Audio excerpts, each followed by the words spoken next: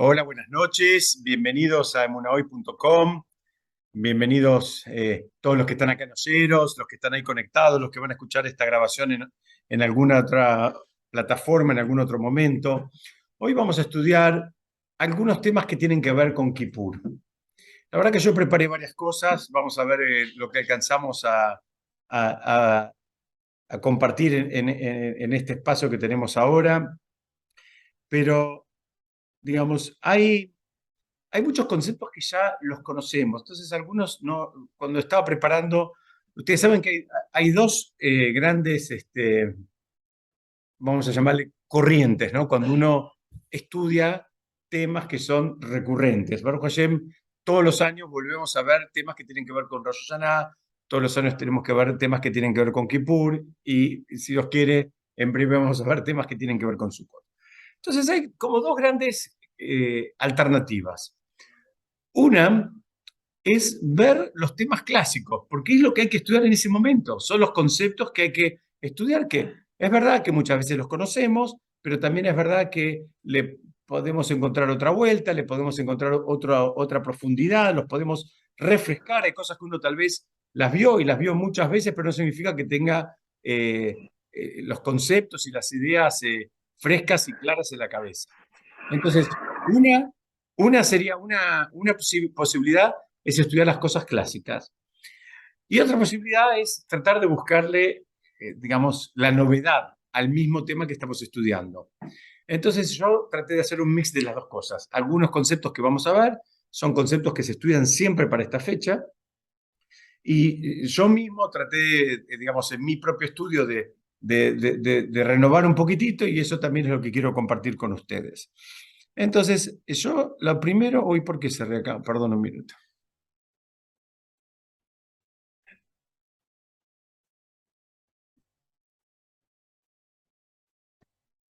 Un segundito.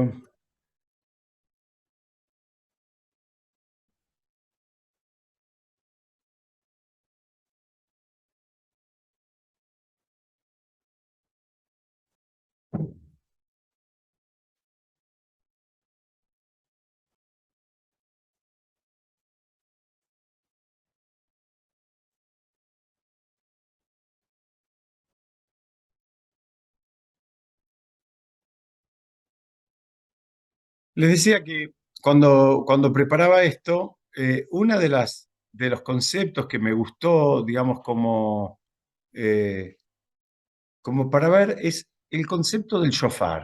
El concepto de shofar que lo tenemos en Rosh Hashanah y lo tenemos también en Kippur. Y es muy interesante porque ustedes saben que eh,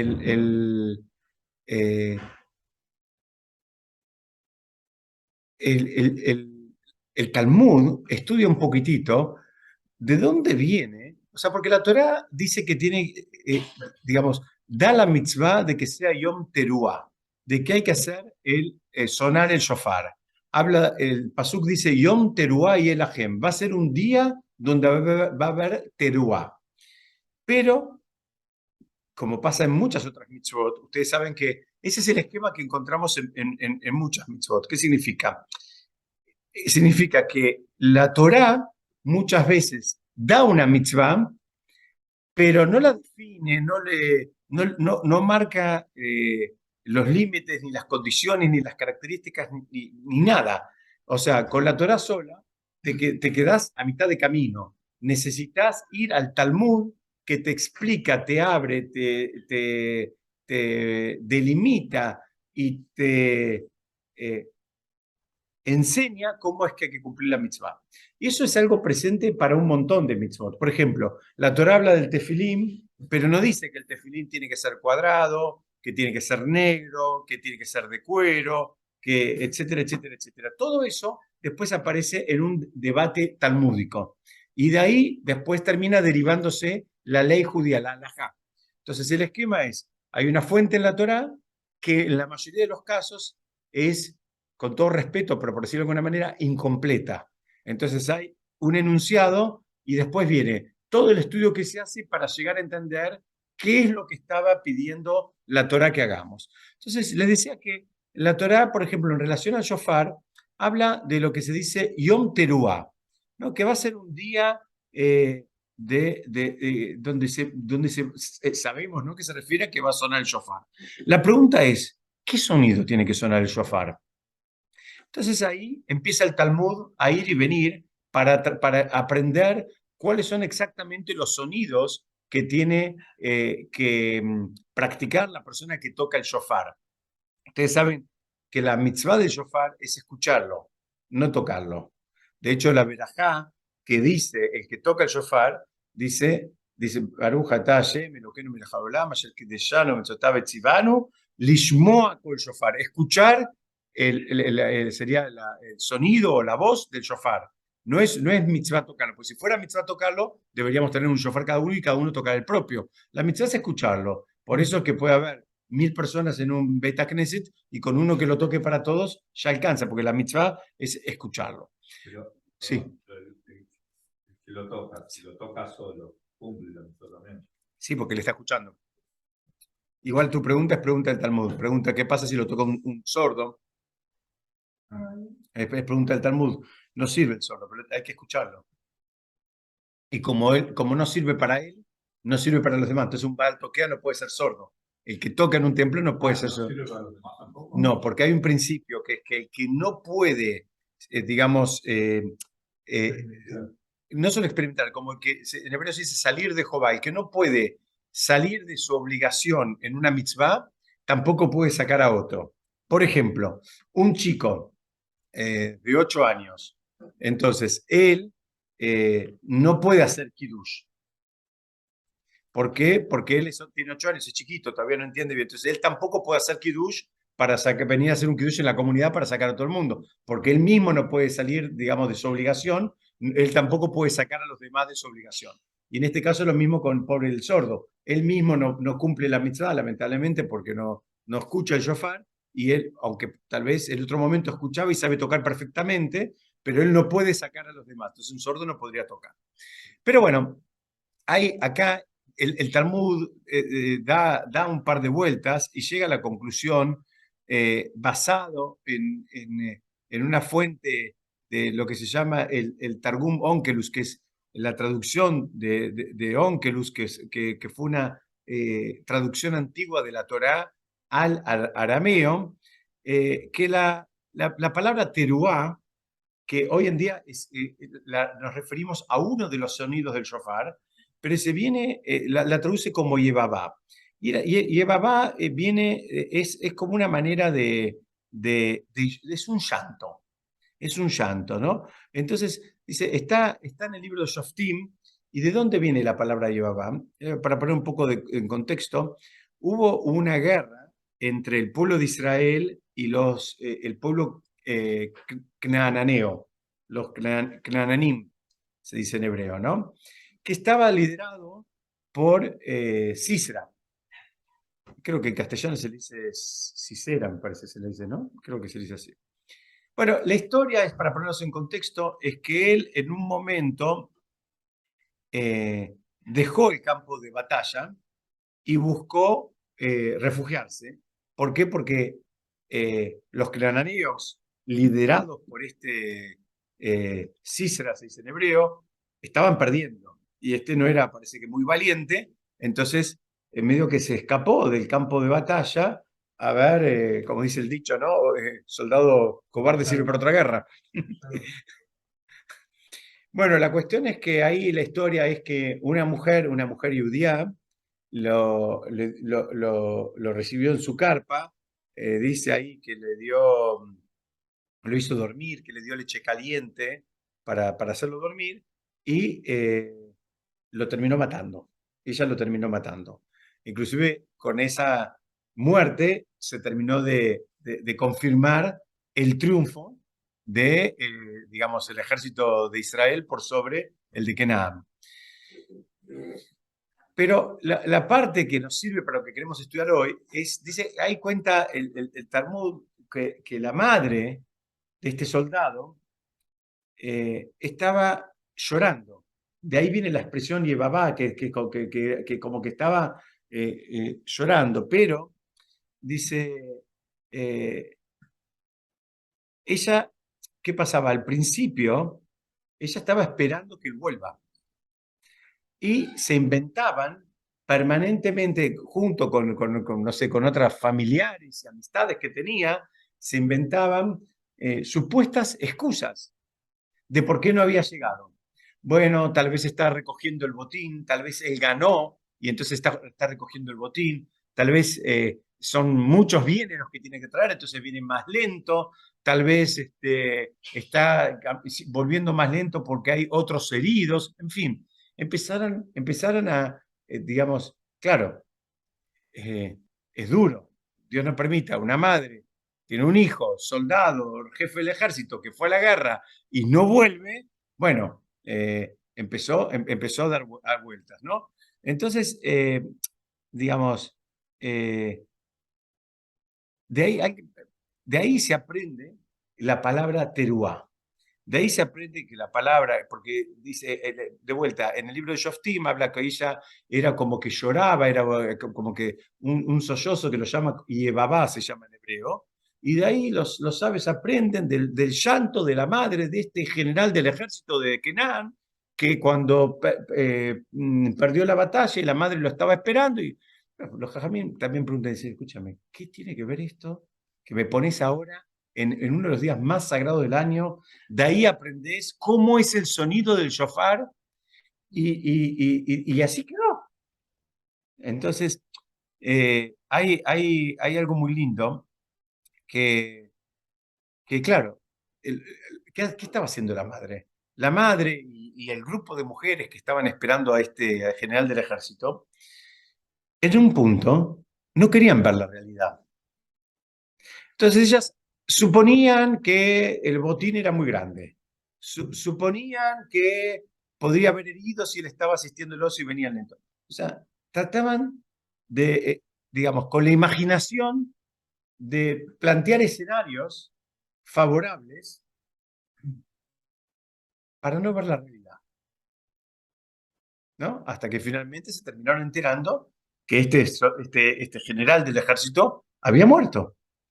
Entonces dicen los jajamim que de ahí se aprende el sonido del shofar, porque el trabajo de Rosh Hashanah y Yamim Noraim, que son los días que estamos atravesando, y son los días entre Rosh Hashanah y Kippur, con Rosh Hashanah y Kippur incluido, porque Yamim Noraim es todo, Rosh Hashanah ya es parte de Yamim Noraim y Kippur también. Si el trabajo, ¿sabes cuál es? Es darte cuenta de que tenés que dejar de buscar excusas.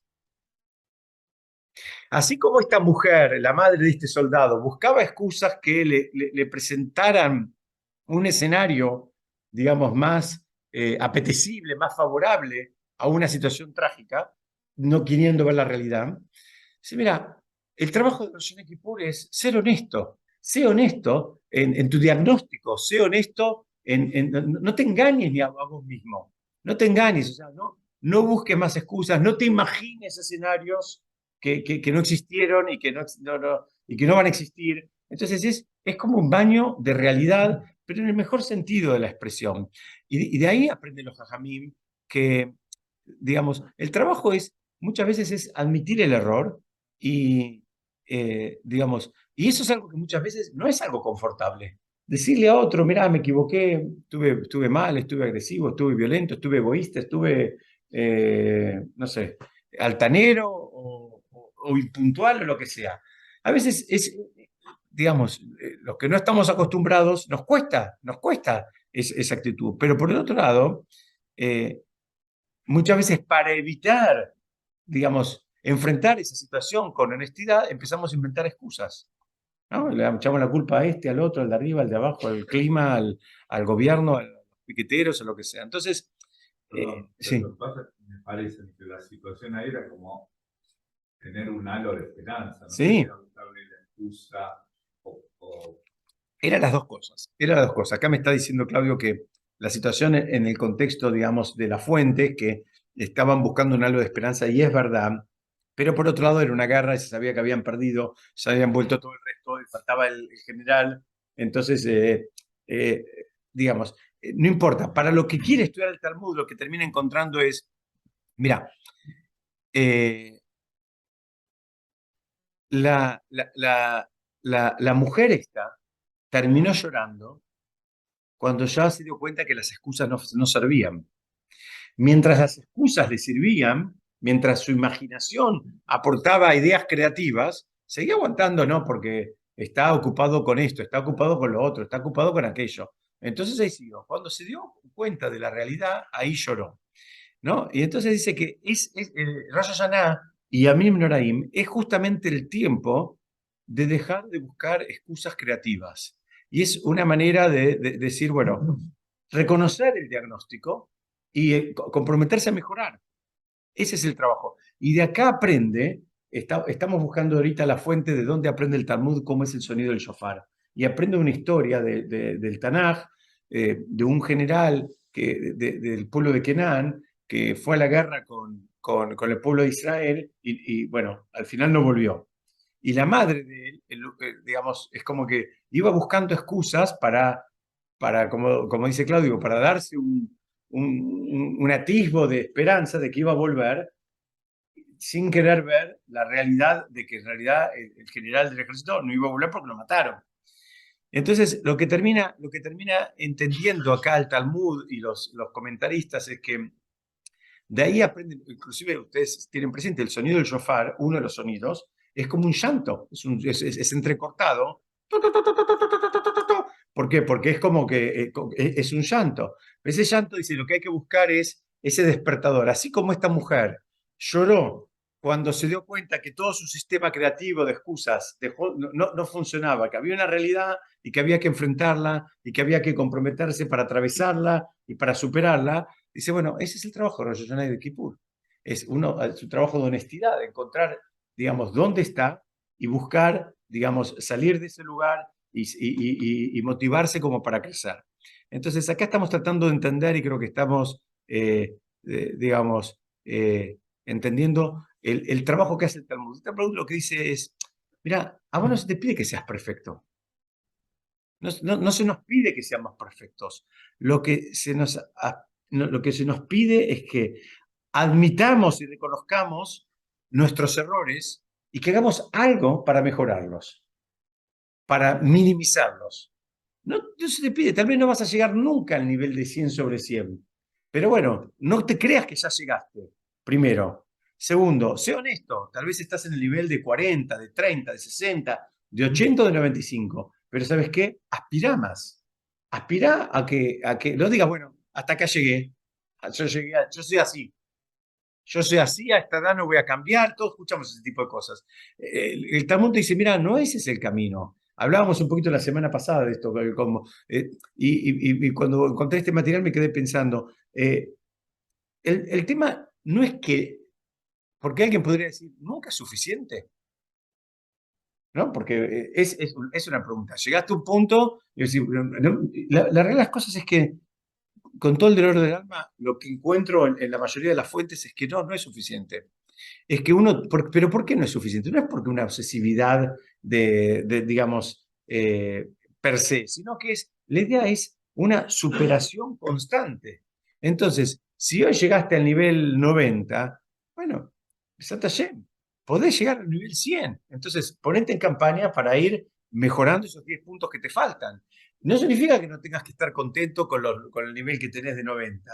No significa que eso ya no vale nada, pero no te puedes quedar. Siempre los jajamim comparan la vida espiritual de la persona con la bicicleta playera.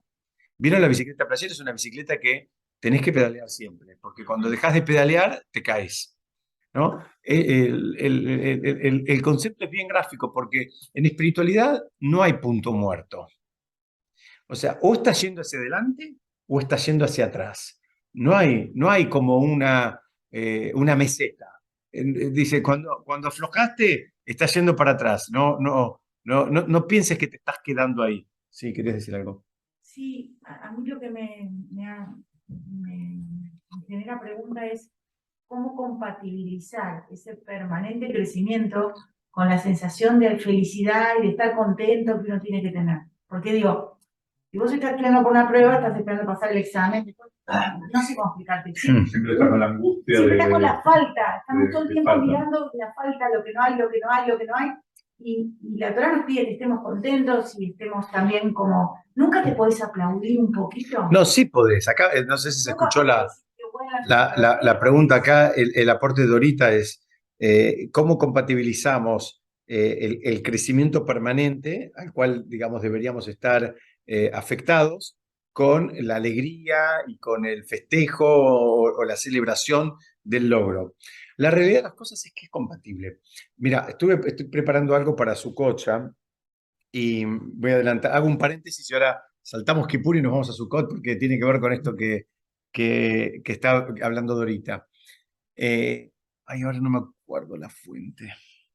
Bueno, si Dios quiere, para la semana que viene lo vamos a ver de adentro. Voy a traer el material, no me acuerdo exactamente la fuente, pero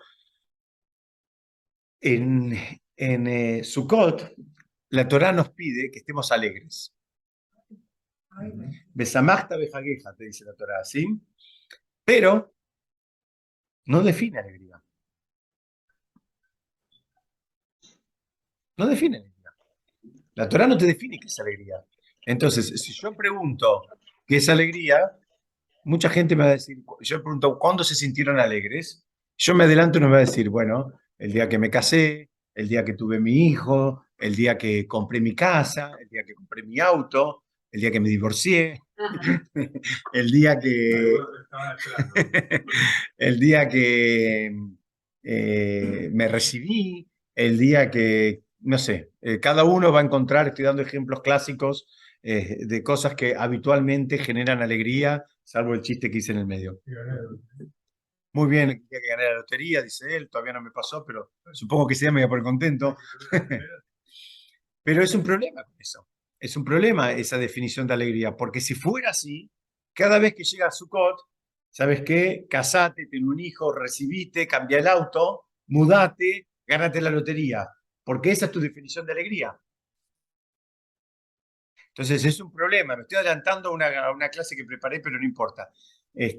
Pero encontré, ahora no me acuerdo el Rab Hirsch dice, ahí está, ahí me acordé. El Rab Hirsch es un rab que vivió en Alemania en los años 1800, principios de 1900, y él dice que la palabra tzomeach, sameach y tzomeach comparten el sonido, no tanto la raíz en hebreo, pero sí el sonido. ¿Qué significa? La palabra alegría comparte el sonido con la palabra de algo que florece, que está creciendo. Y él dice que la fuente más grande de alegría de una persona es sentir que avanza en cualquier disciplina. Si está estudiando un idioma, si está en un trabajo, en un negocio, si está en su vida espiritual, si es en una relación de pareja, es, digamos, ese sentir que avanza, que va pasando de grado, en el mejor sentido de la palabra, es la fuente más grande de alegría. Y Hasu Shalom, lo contrario, es la fuente más grande de frustración. Sentir que uno está en el mismo lugar cuando va pasando el tiempo, cuando está estudiando un instrumento o un deporte o un idioma o espiritualidad o en un negocio, sentir que uno pasa el tiempo y el negocio no va para, como decimos, ni para adelante ni para atrás, que a veces eso significa que está yendo para atrás. Entonces, ¿qué significa? ¿Cómo se compatibiliza esto? La alegría se mantiene a medida justamente, la alegría se retroalimenta con el crecimiento. No es que llega un punto, ahora me pongo contento y después cuando llega el próximo me pongo contento. Sigo contento porque estoy avanzando, estoy entendiendo más, estoy llegando con más profundidad, estoy, digamos, estoy siendo más sensible, estoy siendo más consciente de mis actos y del impacto de mis actos. Entonces, creo que por ese lado va un poquitito la compatibilización. No creo que hay un momento, bueno, no es como, porque esto es permanente, no es como una carrera universitaria, que decir, bueno, listo, te graduaste, te dieron el título, sí, es distinto porque es como que se cierra una etapa, se cierra un ciclo. En espiritualidad no existen esos ciclos, no terminas nunca. Terminaste todo el Talmud, empezá el otro, terminaste el segundo, empezá el tercero, terminaste todo el jazz, empezá de vuelta. Terminaste todo el jazz de Yerushalmi, empezá con el Babli, el de Babel, empezá con el Yerushalmi, es interminable. Entonces, es justamente ese motor, termina siendo la fuente de alegría permanente. Amar el proceso. Exactamente. Creo que para todo es lo mismo, ¿no? Creo que para todo es lo mismo. Si uno ama el proceso, si uno disfruta el proceso, ya ganó, independientemente del resultado.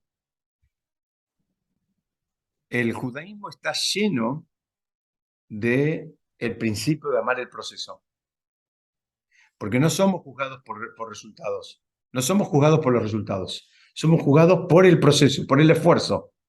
O sea, ¿qué significa? Una persona se siente a estudiar y para entender una carilla de cualquier libro que se haya sentado a estudiar, le llevó 4 horas. Y otro se sienta y para entender esa misma carilla le llevó 4 minutos, para exagerar un poco la diferencia. Puede ser que el que le llevó 4 horas tenga más recompensa, por decirlo de alguna manera, que el que le llevó 4 minutos. ¿Por qué? Porque le costó más, le puso garra y lo repasó y se hizo un resumen y lo subrayó y lo resaltó, se lo contó a otro, trató de incorporarlo, le costó un montón, pero lo terminó sacando. Eso es lo que se valora. ¿Sabes qué? Que te importe. Ahora vamos a ver desde otro lugar este mismo concepto. El otro lo entendió 4 minutos, tal vez porque es muy jajá, tal vez porque el concepto lo pescó al vuelo. Bárbaro que lo pescó al vuelo, pero eso, digamos, no invalida al otro que le llevó 4 horas. No, no, esto no es una carrera. Entonces, Codemo está lleno de disfrutar el proceso. Disfrutarlo lo que estás haciendo, disfrutarlo. Es perfectible, pero igual disfrutarlo mientras tanto. Entonces, resumimos un poco esto. El concepto es, la Torá no nos pide que seamos perfectos, sí nos pide que seamos honestos con nosotros mismos, reconozcamos dónde estamos parados y que aspiremos a más, que no seamos conformistas. ¿Se acuerdan cuando hace mucho tiempo, algunos creo que estaban, estudiamos los 10 mandamientos? Nos llevó 1 año y pico estudiar los 10 mandamientos y en un momento estudiamos, uno de los mandamientos dice, no matarás. Mucha gente pregunta clásica, ¿por qué me dicen no matarás? ¿A quién se le ocurre matar a otro? Yo les hago una pregunta. La mayoría de la gente que conocen, a la mayoría de la gente, ¿ustedes piensan que se les puede ocurrir agarrar un cuchillo y clavárselo a otro? Y ahora hay una mitzvah de la Torah que te dice no matarás. Entonces, hay quien explica que no se refiere en el sentido literal de ir y matar, porque a la mayoría de la gente no se le va a ocurrir ir y matar a otro. Sé que se refiere a un sentido mucho más espiritual. El no matarás, ¿sabes qué significa? Significa no mates a tu propio potencial. En una palabra lo que te está diciendo es no vayas a menos.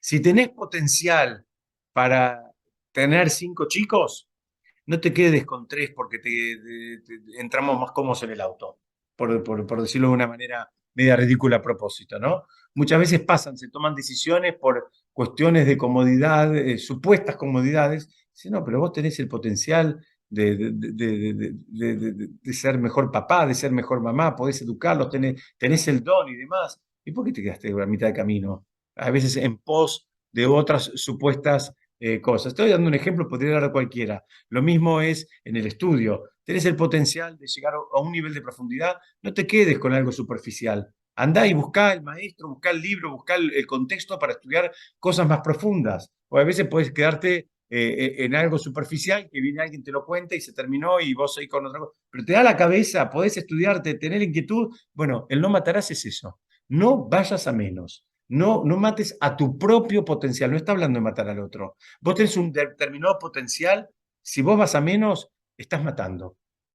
Estás matando. Entonces, lo que está diciendo acá es, bueno, no hay problema. El nivel que tengas es el que vos tenés. Ahora, admitilo y buscá la manera de superarte, ¿no? Y de ahí, fíjense, de toda esta historia se aprende cómo es el sonido del shofar. Del llanto de esta mujer, que esta mujer lloró cuando se dio cuenta que tenía que admitir que sus excusas ya no servían y ahora tenía que avanzar. Ese es el trabajo que hay que hacer en estos días, que va en esta dirección, es uno de los trabajos que hay que hacer. Ahora voy a cambiar un poco de tema y quiero algunos puntos de Kippur. En Kippur había un corbán, una ofrenda, se hacía en el Beit HaMikdash, que era bastante extraña la ofrenda. Había que traer 2 cabras. El Talmud dice que tenían que ser del mismo aspecto, del mismo peso, del mismo valor, ¿no? O sea, no porque una la pagaron $100 y una 20, pero tienen que ser similares en todo sentido. Y se hacía un sorteo entre las 2 cabras. Una era ofrendada adentro del Bet HaMikdash y una era ofrendada afuera. Se la mandaba a la Azazel. Se la tiraba por un barranco fuera del Bet HaMikdash, en una de las montañas que están del lado donde hoy está Har Hazetim, por esa zona. Ahí cruzaban y la tiraban desde la montaña a la cabra. Un ritual bastante extraño, porque el judaísmo, si bien sacrificaba animales, ¿no? En la época que estaba el Bet HaMikdash, lo hacía en un contexto de mucha santidad, por personas muy, muy sagradas que dedicaban su vida a esto. El judaísmo no practica la matanza de animales así porque sí, para, digamos, el concepto de ofrenda, ¿no? El concepto de los animales es un concepto muy, muy espiritual, es un concepto que el animal inclusive la persona no traía el animal, lo dejaba y se iba a la casa, sino que la persona tenía que hacer lo que se llama smijá. Smijá es ponerle las manos arriba cuando le estaban ofrendando al animal. ¿Por qué? Porque él tenía que entender que primero, lo que le estaba pasando al animal, en algún punto le tendría que haber pasado a él. ¿Ok? Y segundo, el concepto del animal es que lo que se había sobredimensionado en la persona para que esa persona llegue a la transgresión es su parte animal, justamente. Entonces ahora había que matar a su propia parte animal. Ese es el concepto, digamos así, espiritual genérico de las ofrendas con animales. Entonces, la parte animal que se te disparó, que te llevó a cometer una transgresión de las pesaditas que requerían que traigas una ofrenda, bueno, la tenemos que redimensionar y tenés que tomar conciencia poniendo tu mano arriba del animal en el momento en que lo están ofrendando. Pero acá por eso, es el único caso que se hacía una ofrenda fuera del Bet HaMikdash, pero también era medio raro, porque había un sorteo, una iba afuera, una adentro. ¿Y qué es lo que pasaba acá? Entonces explican algo muy lindo y me parece que es interesante para que lo tengamos claro. Dice, se sorteaba y uno se ofrendaba adentro del Bet HaMikdash y una afuera, como dije. La de adentro del Bet HaMikdash era para arreglar las transgresiones entre nosotros y Hashem. Y hasta ahí está claro, ese es el lugar y ese es el contexto. Dice, ahora se tomaba la otra, se la llevaba afuera del Bet HaMikdash y se la tiraba de un acantilado a la cabrita. Y cuando caía, ahí es como que expiaba el pecado por todo el pueblo. No era una ofrenda individual, era una ofrenda comunitaria. Y había una figura más que se le ataba un hilo a la cabrita, a la que se iba a tirar del barranco, se le ataba un hilo de color blanco que se convertía en color rojo digamos, si el pueblo había sido perdonado. Era uno de los milagros que había en el Bet HaMikdash. Era un milagro esto. Entonces, ¿ellos qué pasa?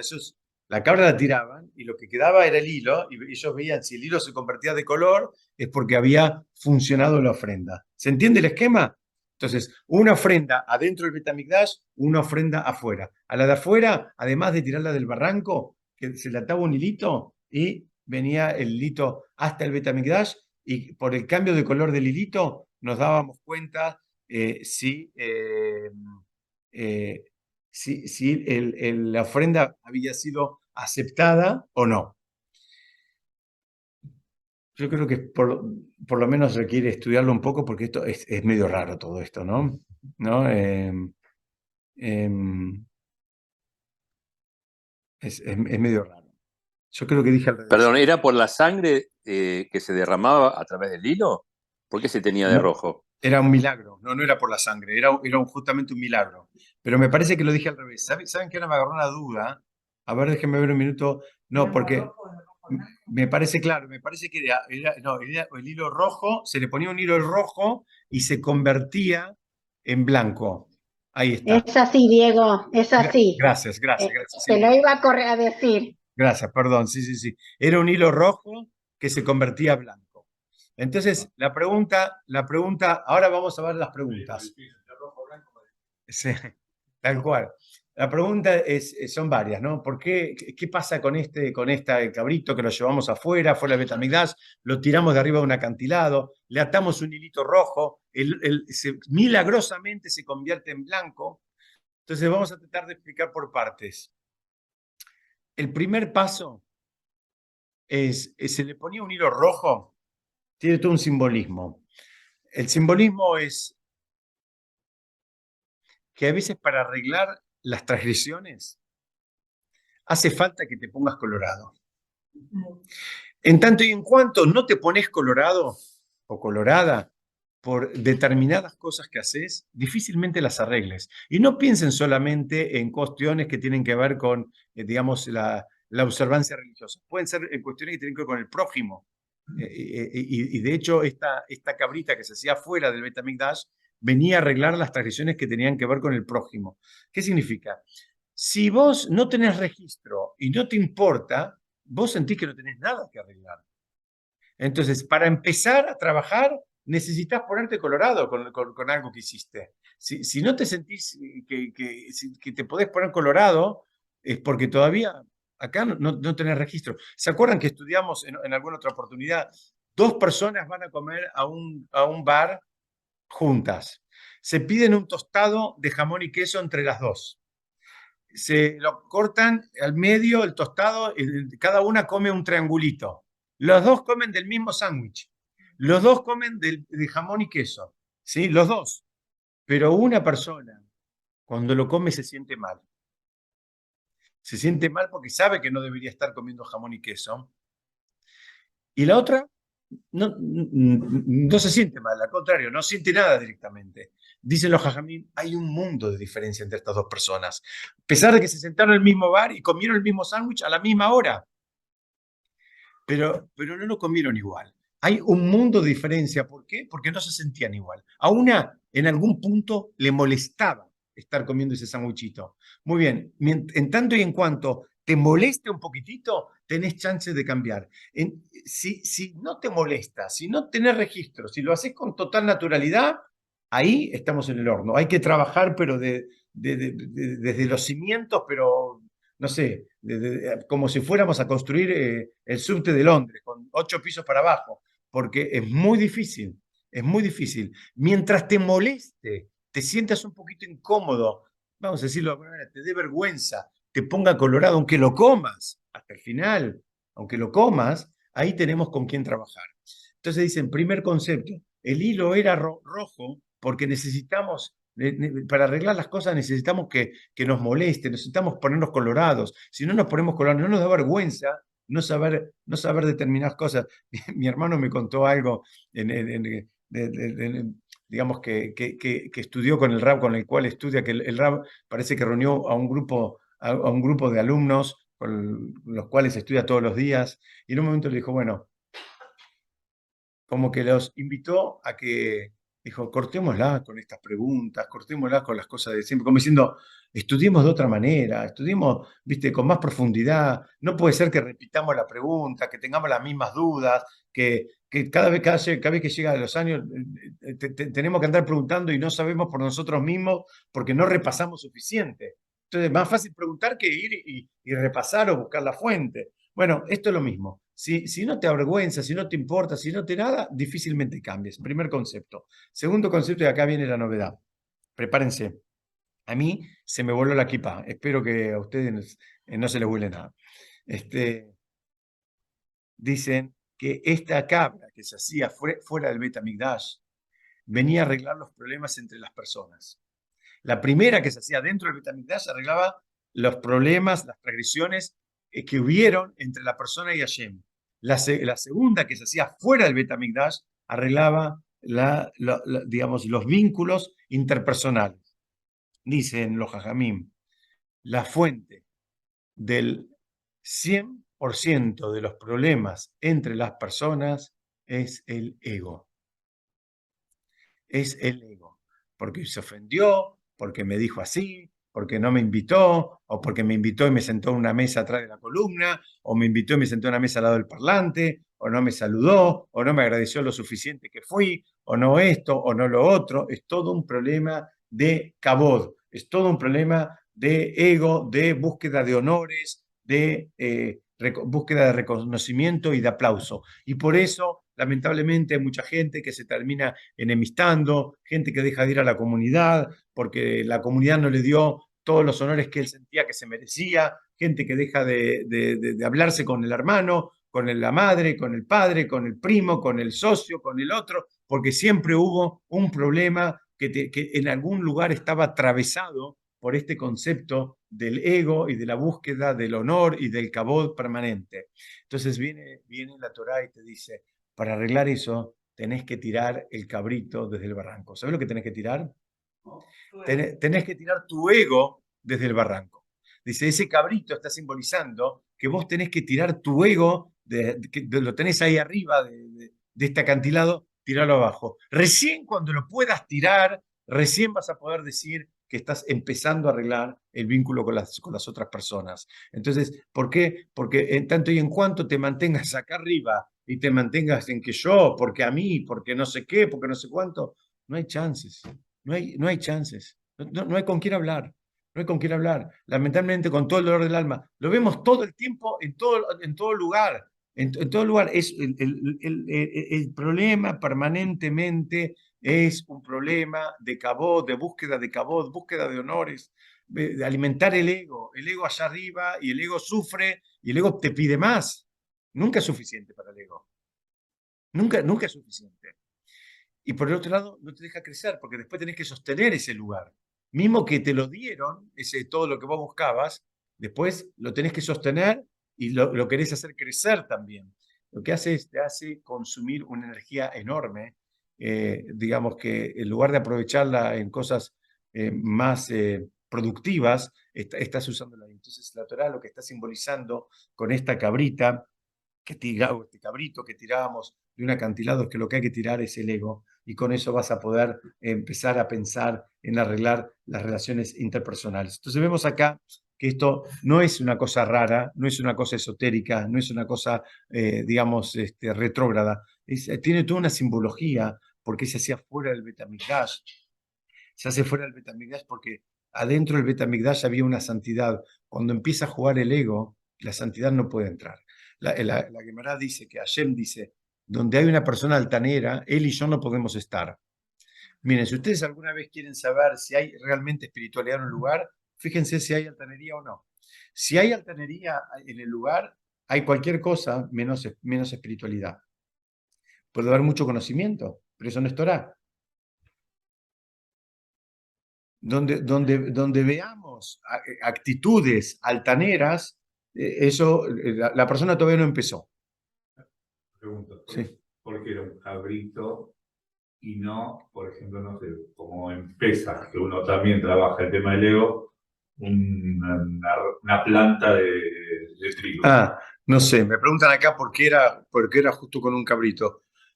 No sé, supuestamente era un animal, digamos, bastante doméstico, un animal que lo teníamos, digamos, cerca, en el sentido de que no es un animal extraño, es algo mucho más común de lo que te imaginas.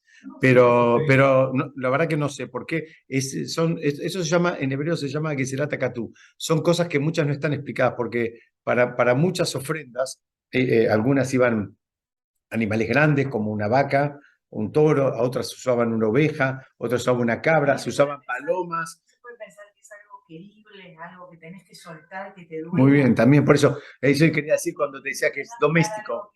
Algo que te cueste, que sea difícil soltar, ¿no? Acá están aportando una idea que dicen que es algo, un animal así doméstico, querible, que te cuesta soltarlo, así como te cuesta soltar el ego, ¿no? Soltarlo también. Entonces, acá vemos que el trabajo de Kippur va en esta dirección. El trabajo de Kippur, ¿qué significa? El trabajo de Kippur hay que arreglar las dos cosas. Hay que arreglar lo que tenemos que arreglar en nuestro vínculo con Hashem, todas las macanas que nos mandamos en la no observancia o la observancia incompleta de las mitzvot.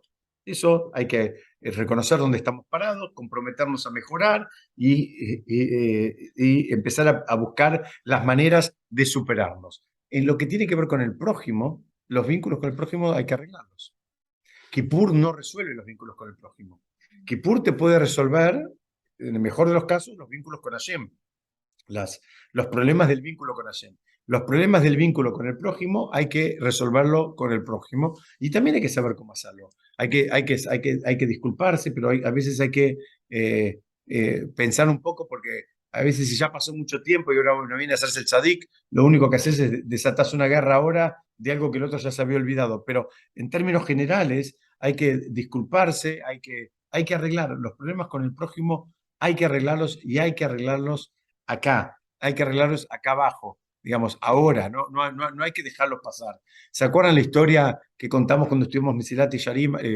No me acuerdo si fue en la introducción 1 o en la introducción 2 de un caso de un Rosh Yeshiva que había fallecido y que no lo dejaban entrar en el Gan Eden porque él no había atendido las clases de otro maestro, y si bien era una persona que él era un erudito y era estudioso, no es que después no iba porque se quedaba a mirar el partido de fútbol, sino que estaba ocupado en otras cuestiones también de Torah. Dice, bueno, pero ahí él no le importó, ahí hubo dos problemas, no sé si se acuerdan el caso. Si no se acuerdan, los recuerdo un poquitito. Una historia, rápidamente lo recuerdo. Una historia, no la voy a contar en detalle, la historia la trae el Talmud en el Tratado de Berajot, donde está tratando de buscar una prueba si en el mundo venidero saben lo que está pasando en este mundo. Entonces el Talmud trae una historia de una persona que se ocupaba de los huérfanos y administraba los fondos de los huérfanos. ¿Qué pasa? Esa persona fallece, entonces queda el hijo, ¿no? Pero el hijo no sabía dónde estaba la plata. El padre era el que se ocupaba, el padre que también era un rab. Entonces al hijo lo estaban empezando a reclamar porque los huérfanos no tenían los fondos. Entonces el hijo, ¿qué hace? Va al cementerio a preguntarle al padre dónde estaba la plata. El padre había fallecido, pero esta es una de las fuentes que trae el Talmud de si hay, digamos, ida y vuelta de información entre este mundo y el mundo venidero. Y el Talmud ahí cuenta, lo que quiero compartir para lo que estamos estudiando ahora, que cuando él llega, se llamaba Shmuel, este rab, cuando Shmuel llega al cementerio, se encuentra con la Neyamá, los comentaristas dicen que era antes de entrar al cementerio, con la Neyamá de un Rosh Yeshiva que se llamaba Levi, que era un tzadik completo, era un Rosh Yeshiva, era una persona íntegra de la A a la Z. Le dice, ¿qué haces acá? Dice, no puedo entrar al Gan Eden todavía. Y él dice, ¿cómo que no puedes entrar al Gan Eden? Dice, bueno, puedes entrar al Gan Eden, ¿quién puede entrar? Dice, no puedo entrar al Gan Eden porque el Rab, digamos, le molestaba que 7 años yo no fui a su clase. Y hasta ahí llega el relato del Talmud. Entonces el Rabbi Yaakov Hillel pregunta, ¿qué es lo que pasó acá en esta historia? Porque no es un caso de que él estaba siendo castigado por no estudiar Torah, que podríamos pensar que era un caso de lo que llama es Bitul Torah, se llama anular un espacio de Torah, que es algo que no está bien. O sea, si la persona tiene un tiempo disponible, no está bueno desperdiciarlo, tiene que aprovecharlo para estudiar Torah.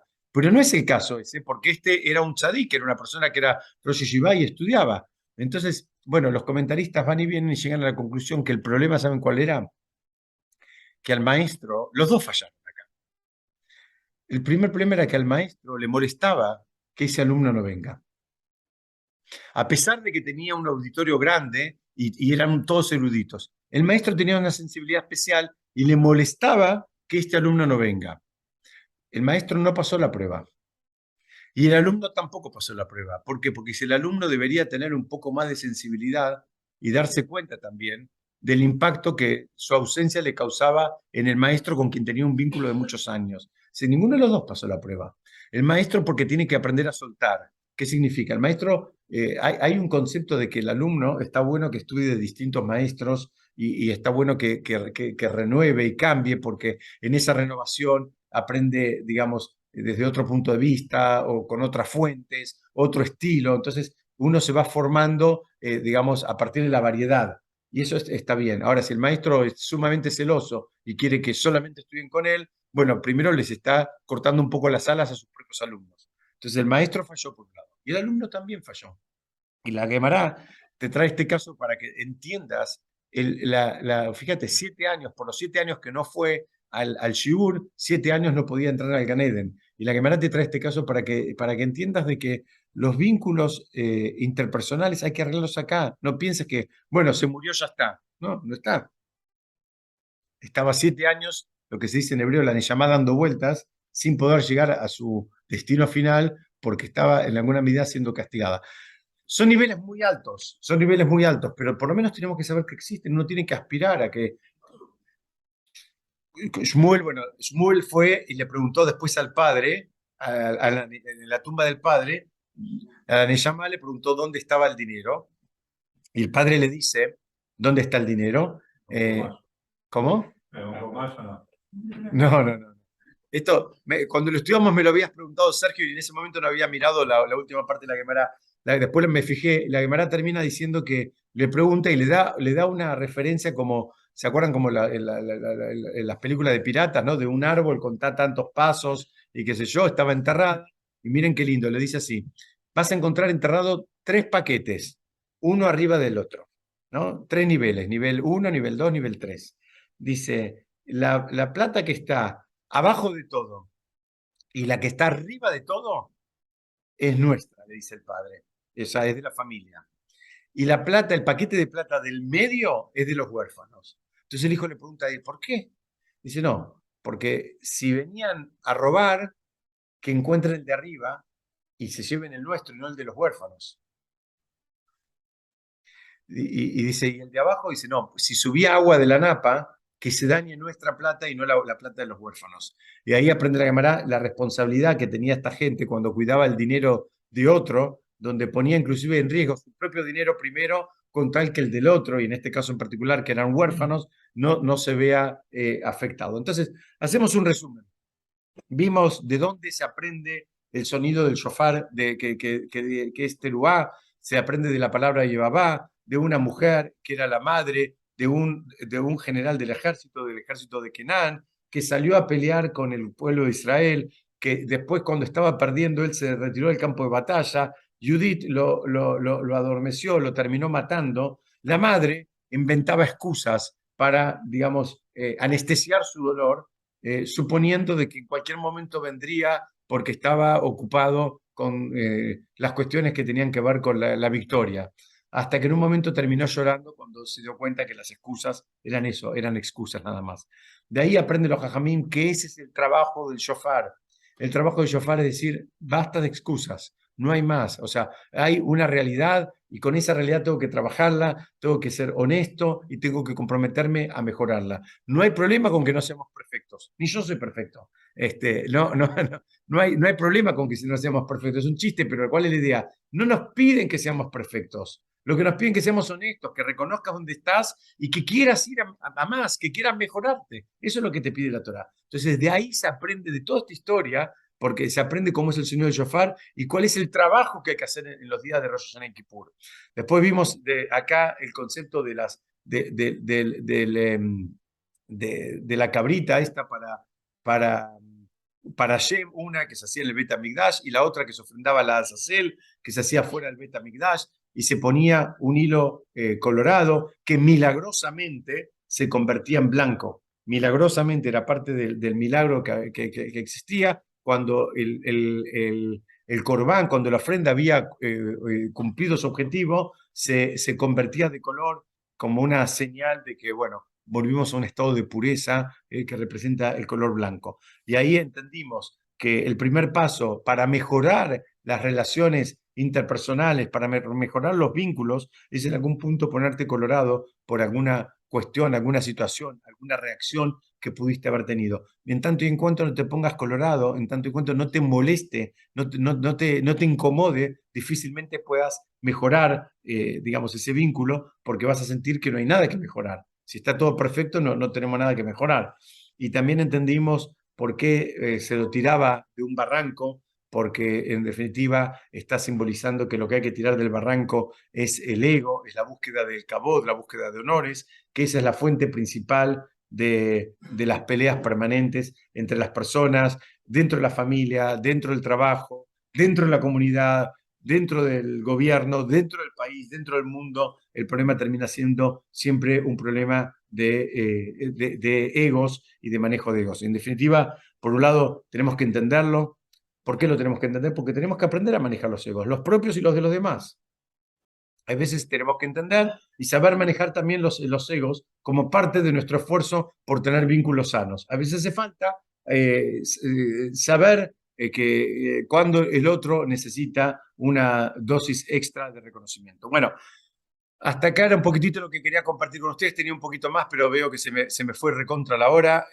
No sé si alguien quiere hacer alguna pregunta, algún comentario. Si no, yo antes de saludarnos quiero desear que todos, Besat Hashem, seamos inscriptos y sellados en el libro de la vida, en el libro de la Torá, en el libro del amor, en el libro de la salud, en el libro de la Parnasá, en el libro de los éxitos, de la satisfacción de los hijos o de los nietos, también los que están en edad o que son abuelos o que están en edad de ser abuelos, y Besat Hashem, o bisabuelos acá también, que tengamos el mérito de ser inscriptos y sellados con todo tipo de intervenciones en el Shamaim por un año pleno de cosas lindas, y que Besat Hashem solo sepamos de buenas noticias. Después de este pedido, Amén. deseo, si alguien quiere hacer algún comentario, estoy acá, y si no, Besat Hashem, nos vemos el jueves que viene, donde también vamos a estudiar alguna idea que tenga que ver con Sukkot, Besat Hashem.